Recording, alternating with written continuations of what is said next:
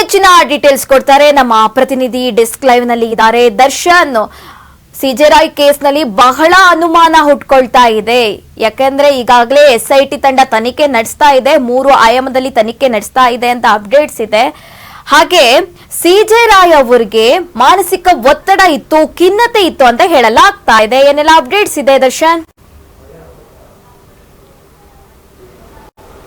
ಖಂಡಿತವಾಗಿಯೂ ಈ ಅಂದ್ರೆ ಸಿಜೆ ರಾಯ್ ಅವರ ಆತ್ಮಹತ್ಯೆ ಪ್ರಕರಣಕ್ಕೆ ಸಂಬಂಧಪಟ್ಟಂತೆ ಈಗಾಗಲೇ SIT ತಂಡ ಕೂಡ ರಚನೆ ಆಗಿದೆ. ಶನಿವಾರದಿಂದ ಕೂಡ ಈ SIT ತಂಡ ಯಾವ ರೀತಿಯಾಗಿ ಒಂದು ಪ್ರಕರಣವನ್ನು ತನಿಖೆಗೆ ಮುಂದುವರಿಸಬೇಕಂತೇಳಿ ಈಗಾಗಲೇ ಸಾಕಷ್ಟು ತಯಾರಿಗಳನ್ನು ನಡೆಸ್ಕೊಂಡಿರ್ತಕ್ಕಂಥ ಅದ್ರ ಜೊತೆಯಲ್ಲಿ ಈಗಾಗಲೇ 3 ಆಯಾಮದಲ್ಲಿ ಈಗ ತನಿಖೆಗೆ ಇಳಿದಿರುವಂತಹ ಅದರಲ್ಲಿ ಪ್ರಮುಖವಾಗಿ ಅವರ ಒಂದು ಡೈರಿ ಏನಿದೆ, ಡೈರಿಯನ್ನ ವಶಕ್ಕೆ ಪಡ್ಕೊಂಡಿರುವುದು ಮತ್ತೆ ಮೊಬೈಲ್ ಅನ್ನ ವಶಕ್ಕೆ ಪಡ್ಕೊಂಡಿರುತ್ತೆ. ಯಾಕಂದ್ರೆ ಡೈರಿಯಲ್ಲಿ ಸಾಕಷ್ಟು ಜನರ ಹೆಸರಿದೆ, ಮತ್ತೆ ರಾಜಕಾರಣಿಗಳಿರ್ಬೋದು ಮತ್ತು ಮಾಡೆಲ್ ಯಾರ್ಯಾರಿದ್ದಾರೆ ಅವರೆಲ್ಲ ಹೆಸರು ಕೂಡ ಇದೆ.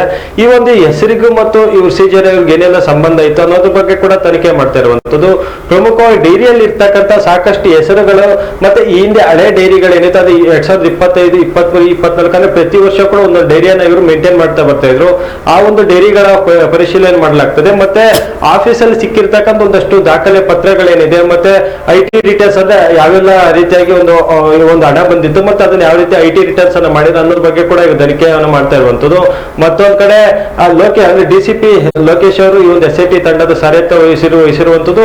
ಅವರು ಯಾವ ರೀತಿಯಾಗಿ ಈ ಒಂದು ತನಿಖೆಯಲ್ಲಿ ಮುಂದೆಗಡೆ ತೆಗೆದುಕೊಂಡು ಹೋಗ್ಬೇಕನ್ನೋದಕ್ಕೊಂದು ಸಾಕಷ್ಟು ರೀತಿಯ ಒಂದು ಪ್ಲಾನ್ ಅನ್ನು ರೂಪಿಸಿರುವುದು. ಅದರಲ್ಲಿ IT ಅಧಿಕಾರಿಗಳು ಏನೆಲ್ಲ ಇದ್ರು, ಈ ಒಂದು IT ಅಧಿಕಾರಿಗಳು ಇಷ್ಟು ಬಾರಿ ಸಿಜೆ ರಾಯ್ ಅವರನ್ನ ವಿಚಾರಣೆ ಮಾಡಿದ್ರು, ಮತ್ತೆ ಇಷ್ಟು ಬಾರಿ ಒಂದು ದಾಳಿಯನ್ನ ಮಾಡಿದ್ರು, ಮತ್ತೆ ಬೆಂಗಳೂರಲ್ಲಿ ಮತ್ತೆ ಕೇರಳದಲ್ಲಿ ಯಾವ ರೀತಿಯಾಗಿ ದಾಳಿಯ ಸಂದರ್ಭದಲ್ಲಿ ಸಿಜೆ ರಾಯ್ ಅವರು ಪ್ರತಿಕ್ರಿಯೆ ನೀಡಿದ್ರು, ಮತ್ತೆ ಆ ಒಂದು ಸಂದರ್ಭದಲ್ಲಿ ಅವ್ರ ಮನಸ್ಥಿತಿ ಹೇಗಿತ್ತು ಅನ್ನೋದ್ರ ಬಗ್ಗೆ, ಮತ್ತೆ ಆ ಒಂದು IT ದಾಳಿಗೆ ಯಾವ ರೀತಿ ಪ್ರತಿಕ್ರಿಯೆ ನೀಡಿದ್ರು ಅನ್ನೋದ್ರ ಬಗ್ಗೆ ಕೂಡ ಒಂದು ತನಿಖೆಯನ್ನು ಮಾಡ್ತಾ ಇರುವಂತದ್ದು. ಜೊತೆಗೆ ಬೆಂಗಳೂರಲ್ಲಿ IT ರೇಡಿ ನಡೆದ ಸಂದರ್ಭದಲ್ಲಿ ಯಾವೆಲ್ಲ ಅವರು ಕೂಡ ಬೆಂಗಳೂರನ್ನ ಬಿಟ್ಟು ಹೊರಗಡೆ ಎಲ್ಲೂ ಹೋಗೋದಂತೆ ಈಗ ಅವರು ಕೂಡ ಹೇಳಿರುವಂತದ್ದು. ಯಾಕಂತಂದ್ರೆ ತನಿಖೆ ನಡೆಯೋದ್ರಿಂದ ಅವರ ಒಂದು ಮುಂದೆ ಅಂದ್ರೆ ಅವರೊಂದು ಸಾಕ್ಷಿ ಕೂಡ ತುಂಬಾ ಮುಖ್ಯವಾಗ್ತದೆ. ಯಾಕಂದ್ರೆ ಸಿಜೆ ರಾಯ್ ಅವರು ಹಿಂದೆ IT ದಾಳಿ ನಡೆದ ಸಂದರ್ಭ ಯಾವುದೇ ರೀತಿಯ ಕೂಡ ಏನ್ ಮಾನಸಿಕವಾಗಿ ಕುಗ್ದೆ ಅದೊಂದು ಎದುರಿಸ್ತಾರೋ, ಆದ್ರೆ ಈ ಒಂದು ಘಟನೆ ನಡೆದಿರೋದ್ರಿಂದ ಇಲ್ಲೊಂದ್ ಕಡೆ IT ಅಧಿಕಾರಿಗಳು ಅವರನ್ನು ಬೆದರಿಸಿದ್ರ ಅಥವಾ ಏನಾದ್ರು ಲಂಚಕ್ಕೆ ಬೇಡಿಕೆ ಇಟ್ರ ಅನ್ನೋದು ಕೂಡ ಒಂದ್ ಕಡೆ ಅನುಮಾನ ಮಾಡ್ತಾ ಇರುವಂತ. ಮತ್ತೊಂದ್ ಕಡೆ ಸಿಜೆ ರಾಯ್ ಅವರ ಉದ್ಯಮಕ್ಕೆ ಸಂಬಂಧಪಟ್ಟಂತೆ ಮತ್ತು ವ್ಯವಹಾರಿಕವಾಗಿ ಏನೆಲ್ಲ ರೀತಿಯ ಸಮಸ್ಯೆಗಳು ಕಂಡು ಬಂದಿತ್ತು ಅನ್ನೋದ್ರ ಬಗ್ಗೆ ಕೂಡ ತನಿಖೆಯನ್ನು ನಡೆಸ್ತಾ ಇರುವಂತ. ಯಾಕಂತಂದ್ರೆ ಉದ್ಯಮದಲ್ಲಿ ಸಾಕಷ್ಟು ಕಡೆ ನಷ್ಟ ಆಗಿತ್ತು ಮತ್ತು ಬೇರೆ ಬೇರೆ ಕಡೆ ಒಂದಷ್ಟು ಇನ್ವೆಸ್ಟ್ಮೆಂಟ್ ಗಳನ್ನ ಮಾಡಿದ್ರು, ಮತ್ತೆ ಹೊರ ದೇಶಗಳು ಕೂಡ ಇನ್ವೆಸ್ಟ್ ಅನ್ನ ಇವರು ಮಾಡಿದ್ದಾರೆ ಅಂತ ಸಹ ಹೇಳಿರುವಂತ.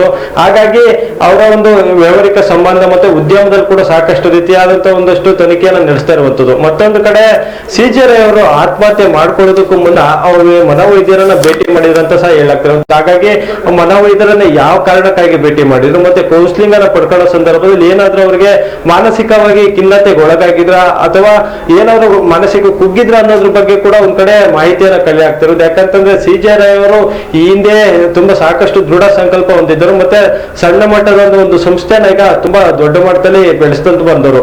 ಎಲ್ಲ ಒಂದ್ ಕಡೆ ಸಾವಿರಾರು ಕೋಟಿ ಒಡೆಯ ಈ ರೀತಿಯಾಗಿ ಆತ್ಮಹತ್ಯೆ ಮಾಡ್ಕೊಂಡಿರುವಂತದ್ದು ಎಲ್ಲ ಒಂದ್ ಕಡೆ ಸಾಕಷ್ಟು ಅನುಮಾನಗಳು ಕೂಡ ಮೂಡಿಸ್ತಾ ಇರುವಂತದ್ದು. ಹಾಗಾಗಿ ಕೇರಳ ಇರ್ಬೋದು, ಕೇರಳದಲ್ಲಿ ಯಾವೆಲ್ಲ ರೀತಿಯ IT ಅಧಿಕಾರಿಗಳು ದಾಳಿ ನಡೆಸಿದಂತ ಸಂದರ್ಭದಲ್ಲಿ ಏನೆಲ್ಲ ದಾಖಲೆಗಳನ್ನು ನೀಡಿದ್ರು ಮತ್ತೆ ಅವ್ರ ಬಳಿ ಇರ್ತಕ್ಕಂಥ ಕಡತಗಳೇನಿದೆ ಅದ್ರ ಬಗ್ಗೆ ಕೂಡ ಸಂಪೂರ್ಣವಾದ ಒಂದು ಮಾಹಿತಿಯನ್ನ ಕಲೆ ಆಗ್ತಾ ಇರುವಂತ. ಮತ್ತೊಂದು ಕಡೆ ಆಫೀಸ್ ನಲ್ಲಿ ಕಚೇರಿ ಸಿಬ್ಬಂದಿಗಳೇನಿದ್ದಾರೆ ಈ ಒಂದು ಸಿಬ್ಬಂದಿಗಳ ಜೊತೆ ಏನಾದ್ರು ಮಾತುಕತೆ ನಡೆಸಿದ್ರ, ಅಂದ್ರೆ IT ದಾಳಿ ಆಗೋದಕ್ಕಿಂತ ಮುಂಚೆನೆ ಯಾವ ರೀತಿಯಾಗಿ ಅವರು ಕಚೇರಿಗೆ ಬಂದಿರು ಮತ್ತೆ ಕಚೇರಿಯಲ್ಲಿ ಸಿಬ್ಬಂದಿಯ ಜೊತೆ ಯಾವ ರೀತಿಯ ಪ್ರತಿಕ್ರಿಯೆ ನೀಡಿದ್ರು ಅನ್ನೋದ್ರ ಬಗ್ಗೆ ಮಾಹಿತಿ ಕೂಡ ಕಲೆ ಆಗ್ತಾ ಇರುವಂತದ್ದು. ಜೊತೆಯಲ್ಲಿ ಅವರ ಸಹೋದರರು ಕೂಡ ಒಂದಷ್ಟು ಹೇಳಿಕೆಯನ್ನು ಕೊಟ್ಟಿದ್ರು. ಅಂದ್ರೆ ಯಾವುದೇ ರೀತಿಯಾಗಿ ಜನವರಿ 30ನೇ ತಾರೀಕು ಬಿಟ್ಟರೆ ತದನಂತರ ನನ್ಗೆ ಯಾವುದೇ ಒಂದು ಕರೆಯನ್ನ ಮಾಡಿಲ್ಲ, ಮತ್ತೆ ಈ ಒಂದು IT ವಿಚಾರವಾಗಿ ಮಾತಾಡಬೇಕು ಅಂತ ಹೇಳಿದ್ರು ಅಂತ ಹೇಳಿರುವಂತ. ಅಂದ್ರೆ ಎಲ್ಲೊಂದ್ ಕಡೆ ಅವರು ಕೂಡ ಆ ರೀತಿಯ ಹೇಳಿಕೆಯನ್ನು ನೀಡಿರುವಂತ. ಹಾಗಾಗಿ ಎಲ್ಲಾ ರೀತಿಯಲ್ಲೂ ಕೂಡ ಈಗ DCP ಲೋಕೇಶ್ ಅವರ ಸಾರಥ್ಯದಲ್ಲಿ SIT ತಂಡ ಒಂದು ತನಿಖೆಯನ್ನು ನಡೆಸ್ತಿರುವಂತದ್ದು.